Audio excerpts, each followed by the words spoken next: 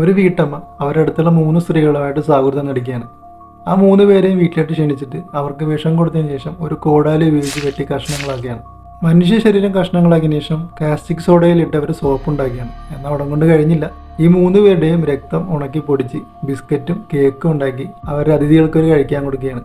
സ്വയം കഴിക്കുകയും അവരുടെ മകനും കഴിക്കാൻ കൊടുക്കുകയാണ്. 1939 ഇറ്റലിയിലെ കൊറഗ്ജിയോ എന്ന് പറഞ്ഞ സ്ഥലത്താണ് ഈ ഒരു സംഭവം നടക്കുന്നത്. ലിയോനാർഡോ സിയാൻസുളി എന്ന് പറഞ്ഞൊരു വീട്ടമ്മയാണ് ഈ കുറ്റകൃത്യങ്ങളൊക്കെ നടത്തിയിട്ടുള്ളത്. ഇവരെ പിന്നീട് പോലീസ് പിടിക്കുകയും ഏകദേശം 30 വർഷത്തോളം അവർക്ക് ശിക്ഷ ലഭിക്കുകയൊക്കെ ചെയ്തിട്ടുണ്ട്.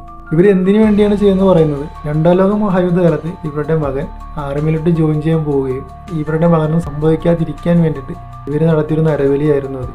റോമിലെ ക്രിമിനോളജി മ്യൂസിയത്തിൽ ഇവർ ഈ കൊലക്ക് ഉപയോഗിച്ചിട്ടുള്ള കോടാലിയും അതേപോലെ തന്നെ സോപ്പും കേക്കൊക്കെ ഉണ്ടാക്കാൻ വെച്ചുള്ള പാത്രങ്ങളെല്ലാം ഈ മ്യൂസിയത്തിൽ ഇപ്പോഴും ഉണ്ട്. ഇറ്റലി പിന്നീട് ഇവർക്കിട്ട പേരെന്ന് പറയുന്നത് ഈ സോപ്പ് മേക്കർ എന്നാണ്.